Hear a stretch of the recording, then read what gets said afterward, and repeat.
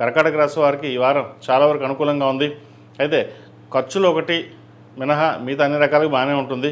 ఖర్చులే అదుపులో ఉండవు, ఖర్చు అధికంగా ఉంటుంది, రాబడి తక్కువగా ఉంటుంది. ఉద్యోగరీత్యా వ్యాపారరీత్యా సానుకూలంగా ఉంటుంది. వ్యాపారపరంగా మంచి లాభాలు అందుకోగలుగుతారు. భాగస్వామ్య వ్యాపారాలు బాగా కలిసి వస్తాయి. అదేవిధంగా సంతానం సంబంధించిన విషయాలు, సంతానానికి మంచి ఉద్యోగం లభించడం, అదేవిధంగా సంతానానికి వివాహ సంబంధించిన విషయాలు సానుకూల పడతాయి. అదేవిధంగా భార్యాభర్తల మధ్య చిన్న చిన్న ఇబ్బందులు ఉండే అవకాశం గోచరిస్తుంది. వాటి విషయంలో జాగ్రత్త వహించాలి. అదేవిధంగా సంతానం వివాహం అయిన వారికి వారి భార్యాభర్తల మధ్య కూడా విభేదాలు వచ్చే అవకాశం లేకపోలేదు. ఏదైనా సరే మీరే దగ్గరుండి పరిష్కారం చేసి ముందుకు వెళ్ళడం చెప్పదగినది. అదేవిధంగా దూర ప్రాంత ప్రయాణాలు కలిసి వస్తాయి. ప్రయాణాల్లో లాభసాటిగా ఉంటుంది.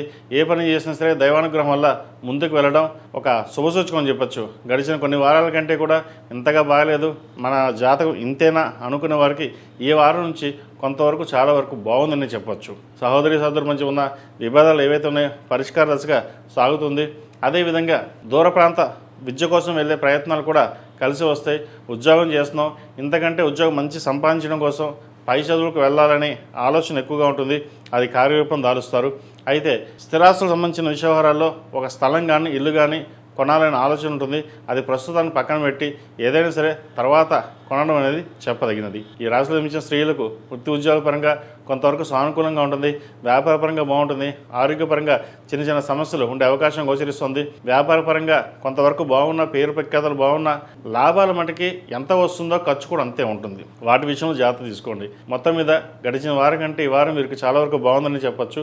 ప్రతిరోజు ప్రతినిత్యం దక్షిణామూర్తి స్తోత్రాన్ని పఠించడం, అదేవిధంగా సుబ్రహ్మణ్య స్వామికి ఆరాధన చేయడం, మంగళవారం నాడు సాయంత్రం పూట రాహుకాల సమయంలో నిమ్మకాయ డొప్పలతోటి నువ్వుల నూనె పోసి దీపారాధన చేయండి. మంచి ఫలితాలు సంప్రాప్తిస్తాయి. ఈ రాశిలో నిర్మించిన వారికి కలిసి వచ్చే సంఖ్య 5, కలిసి వచ్చే రంగు తెలుపు.